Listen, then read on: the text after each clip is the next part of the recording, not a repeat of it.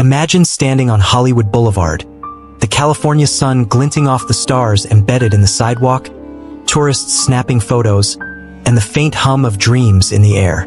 Los Angeles, the city of angels, beckons with promises of fame, fortune, and freedom. From the golden sands of Santa Monica to the towering skyscrapers of downtown, this city feels like a postcard come to life. The entertainment capital of the world, where movies are born and stars are made. But what if you look just a little closer, past the flashing lights, beyond the red carpets, into the shadows cast by those same skyscrapers? What do you see? A tattered tent tucked in an alley, a worn mattress on the sidewalk, a tired face forgotten by the world. This is Los Angeles too, a city where dreams collide with despair, where paradise and pain exist side by side. How does a place so full of promise leave so many behind? Welcome to the other side of the city of angels, where the American dream meets its harshest reality. Every night in 2025, over 80,000 people in Los Angeles have no place to call home. That's not just a statistic. It's a sea of human lives, each with a name, a story, a heartbeat. Picture a mother named Maria, who fled an abusive relationship only to find herself sleeping in a tent on Skid Row. Or James, a veteran who served 2 tours overseas, now curled up under a freeway overpass, his medals tucked away in a plastic bag. Or Sarah, a teenager who should be worrying about prom but instead wonders where she'll sleep tonight. According to the Los Angeles Homeless Services Authority LAHSA, in 2025, the homeless population has surged by 6% since last year, pushing the crisis to new heights. Over 50,000 of these individuals live unsheltered, on streets, under bridges, in abandoned lots, exposed to the elements, to danger, to despair. Why is this number climbing? Why, in a city that sparkles with wealth, are so many left in the dark? Walk through downtown LA, and you'll feel the collision of two worlds. On one side, sleek sports cars zip past glass towers, and trendy restaurants spill laughter onto the streets. Just steps away, rows of weathered tents line the sidewalks, their occupants invisible to the bustling city. Skid Row, a 50-block area, is home to over 6,000 people in 2025, a number that's grown by 10% in just 2 years. The air here carries the sharp sting of urine, the weight of uncollected trash, and the echoes of nighttime cries. It's not just poverty. It's a humanitarian emergency unfolding in plain sight. Can you imagine living where your only roof is a tarp, your only safety a prayer? Skid Row isn't alone. Head west to Venice Beach, where surfboards and sunsets once defined the vibe. Now, tents stand shoulder to shoulder with beach umbrellas. Tourists snap selfies while stepping over sleeping bags. The contrast is jarring. How can a place so beautiful feel so broken? This crisis isn't confined to one neighborhood. It seeps into every corner of Los Angeles. In Echo Park, where families once picnicked, encampments have taken root. In 2021, authorities cleared hundreds of homeless residents from the park, promising solutions. By 2025, many of those same people are back, scattered to other streets, their problems unresolved. Hollywood, the land of dreams, is no exception. Behind the iconic Hollywood sign, dozens of tents dot the hills. Picture walking the Walk of Fame, stars beneath your feet, while someone nearby clutches a cardboard sign that reads, "Anything helps." Train stations, churchyards, freeway underpasses. Every inch of the city has become a battleground for survival. How does a place so famous for creating happy endings let so many stories end in tragedy? The causes of Los Angeles' homelessness crisis are as layered as the city itself. Skyrocketing housing costs are at the heart of it. In 2025, the median rent for a one-bedroom apartment in LA hovers around $2,500 a month, an impossible figure for those earning minimum wage or living on fixed incomes. You'd need to work nearly 3 full-time minimum wage jobs just to afford that rent without spending more than 30% of your income on housing, the federal benchmark for affordability. Add to that a shortage of affordable housing units. LA is short by more than 500,000 homes affordable to low-income residents, and the math becomes impossible for thousands. The gap between wages and rent is not shrinking, it's widening. For many, one missed paycheck, one medical emergency, or one rent hike is enough to push them from stability to the streets. But housing isn't the only factor. The mental health crisis has deep roots here. Decades of underfunded mental health services have left thousands without the treatment they need. Walk down any block in Skid Row, and you'll see the visible signs. People talking to themselves, pacing aimlessly, or lost in a haze of untreated illness. The 2025 count shows that nearly 30% of LA's homeless population struggles with severe mental illness. Pair that with addiction, particularly the explosion of fentanyl use, and survival becomes a daily gamble. Overdose deaths among LA's homeless hit a record high in 2024, claiming more than 1,500 lives. Fentanyl, 50 times stronger than heroin, is now found in nearly every street drug, making even casual use potentially deadly. The pandemic's shadow still lingers. COVID-19 didn't just bring illness. It brought job losses, evictions, and economic freefall for countless Angelenos. Emergency protections like eviction moratoriums provided temporary relief, but when they expired, thousands found themselves without a safety net.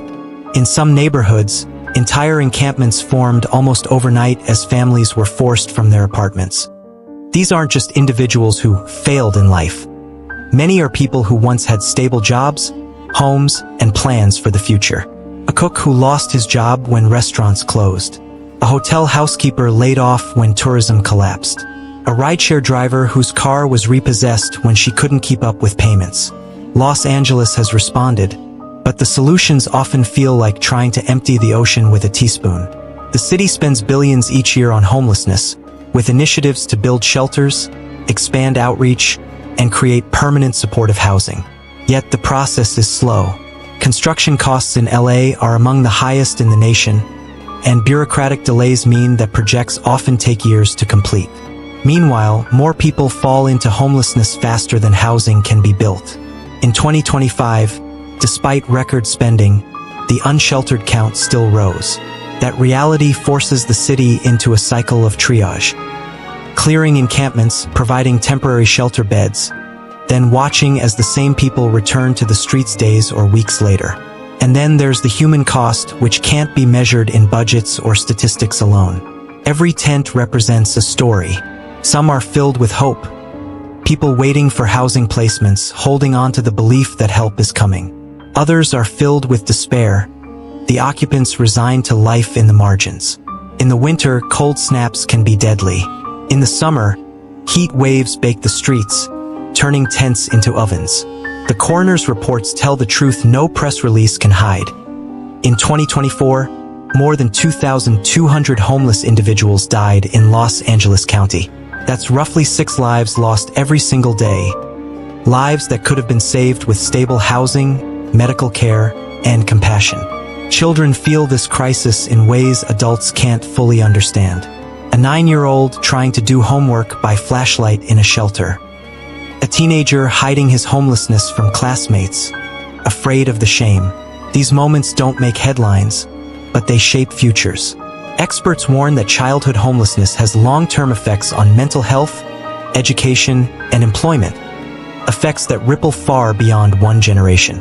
In Los Angeles, thousands of children face these challenges right now, their potential dimmed not by their abilities, but by their circumstances. If you drive along the 101 freeway at night, you'll see the blue glow of tents tucked beneath overpasses. In some spots, they're packed so tightly it's hard to see the concrete. Clotheslines strung between chain-link fences. Small campfires glowing in the distance. The hum of traffic above mixes with the murmur of human voices below. This is a city within a city, a community built out of necessity, resilience, and survival. People here share what little they have. A blanket, a bottle of water, a watchful eye while someone sleeps. And yet, danger is never far away. Assault, theft, fires. Every day brings new risks. For women, the threat is doubled.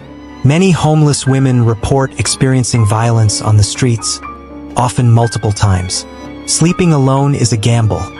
Sleeping in groups can be safer, but it comes with its own challenges.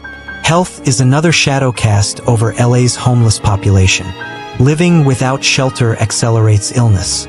Simple infections can become life-threatening without treatment. Chronic conditions like diabetes or hypertension spiral out of control without regular care or refrigeration for medication. The city has mobile clinics, but they can't keep up with demand. For those with mental illness, consistent treatment is rare. Some refuse help out of mistrust or fear. Others simply have no access to it. On Skid Row, you'll see people with bandaged limbs, untreated wounds, or visible signs of severe mental distress. Each face tells a story of neglect, not just by society, but by the systems meant to protect them. Law enforcement's role in this crisis is complex and controversial. Encampment sweeps are a common tactic, with city crews clearing tents and belongings to clean up public spaces. Officials say it's about safety and sanitation. But for those living in these camps, it's often a traumatic loss of the few possessions they have. ID cards, medications, family photos, blankets. Advocates argue that without adequate housing alternatives, sweeps do more harm than good. The cycle repeats. People relocate to a new spot, the city clears it, and the process begins again. This instability makes it even harder for outreach workers to maintain contact and build trust with those in need. Some neighborhoods push for stricter enforcement, citing crime and sanitation concerns. Others call for compassion and housing-first policies. The debate often plays out in heated public meetings, where fear, frustration, and moral urgency collide. Meanwhile, the crisis continues, unaffected by political stalemates or shifting public opinion. For those living on the streets, each day is about immediate survival, not policy debates. Where will I sleep tonight? Will I eat today? Can I stay safe until morning? Faith communities, nonprofits, and volunteers step into the gaps left by government action. Soup kitchens, outreach vans, and grassroots coalitions provide meals, clothing, and connection. In some cases, they are the only consistent source of help. A church basement may be where someone gets their first hot meal in days. A volunteer medic might be the only healthcare provider they see for months. These acts of kindness matter, but they can't solve the scale of the crisis. Still, they remind us that even in the darkest corners, humanity persists. The contrast between wealth and poverty in Los Angeles is perhaps nowhere more visible than here. Multi-million-dollar condos overlook streets lined with tents. Luxury boutiques stand a block away from food lines that stretch around the corner. It's a city of extremes, where the distance between abundance and nothingness is measured in footsteps. For some, this disparity is a moral outrage. For others, it's background noise. The question is, how long can a city sustain such a divide before it breaks? In the midst of all this, there are moments that challenge our assumptions about homelessness. Not everyone without a home is jobless. Some work full-time jobs but can't afford rent. They shower at gyms, sleep in their cars, and live each day walking a tightrope between exhaustion and hope. One woman, a security guard downtown, spends her nights in a van parked near her workplace. Her uniform is always pressed, her hair neatly tied back. Her coworkers have no idea she's homeless. For her, admitting it feels like admitting failure, though the truth is, she's fighting harder than most people ever will just to keep going. Car homelessness is an entire subculture within LA's crisis. Families live in minivans, single men in old sedans, elderly couples in RVs that barely run. Parking restrictions make it a constant game of cat and mouse with authorities. There are designated safe parking lots run by nonprofits, but the spaces are limited and demand far outstrips supply. For many, a car is the last barrier between them and the streets. Once that's gone, whether to repossession, mechanical failure, or theft, survival becomes even more dangerous. Youth homelessness tells yet another story. LGBTQ+ teens are disproportionately represented, often forced out of their homes by rejection or abuse. On the streets, they face higher risks of exploitation and violence. Some couch surf with friends until those options run out. Others drift between shelters and encampments. For many, trust is hard to come by, Every promise of help is measured against a history of broken ones. Outreach workers who specialize in youth services know it can take months just to build enough rapport for a teenager to accept a meal or step inside a shelter. In some cases, people do escape homelessness, but the road out is rarely straight. A spot in a transitional housing program might be the first step. Then comes job training, mental health support, addiction treatment. Even with all that, the risk of returning to homelessness is high if affordable housing remains out of reach. The system asks people to rebuild their lives on unstable ground. Without structural change, it's like building a house on sand.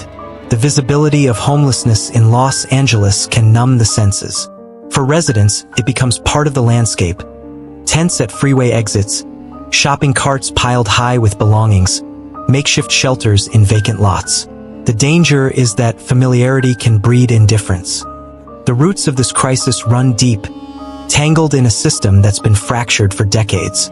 Let's start with the cost of living. In 2025, renting a modest one-bedroom apartment in Los Angeles averages $2,800 a month, a price that swallows entire paychecks. Even a full-time job at $20 an hour leaves you scrambling to make rent.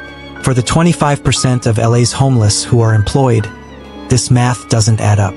Then there's the housing shortage. Over the past 40 years, the city has built fewer than half the affordable units needed to keep up with demand. Zoning laws, sluggish bureaucracy, and not in my backyard, NIMBY attitudes from residents block new projects. Everyone agrees homelessness is a problem, but few want shelters or affordable housing near their homes. Isn't it strange that a city so rich in resources can't find space for its most vulnerable? Gentrification adds fuel to the fire.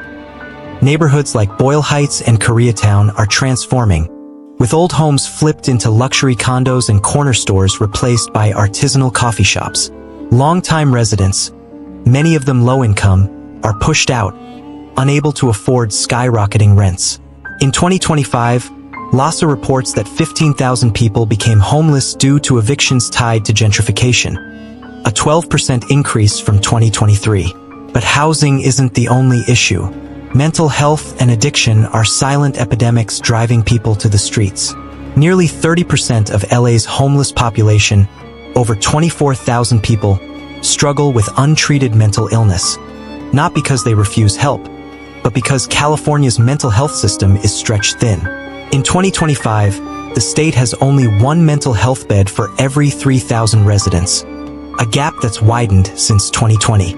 Addiction compounds the problem, with 20% of homeless individuals battling substance abuse. Without access to rehab or support, many cycle between the streets and jail. How can we call this a system when it traps people in a loop of suffering? Money is being spent, billions, in fact. In 2025, Los Angeles allocates $1.5 billion annually to tackle homelessness, up from $1.2 billion in 2020. Measure H, a 2017 voter-approved sales tax, funds services like mental health care, job training, and permanent housing. Measure HHH, a $1.2 billion bond, aims to build 10,000 affordable units by 2027. Yet progress crawls. Construction costs have soared 20% since 2020, and red tape delays projects for years. By mid-2025, only 4,200 units have been completed, leaving 60% of the goal unmet. Governor Gavin Newsom's Project Home Key, which housed 6,000 people in hotels during the pandemic, saved lives but faltered when federal funds dried up in 2023. Many of those residents are back on the streets. The Housing First model, giving people homes before addressing addiction or mental health, works in theory, but there simply aren't enough homes. In 2025, LA's housing waitlist tops 90,000, a 15% jump from 2024. Why do we keep treating symptoms instead of curing the disease?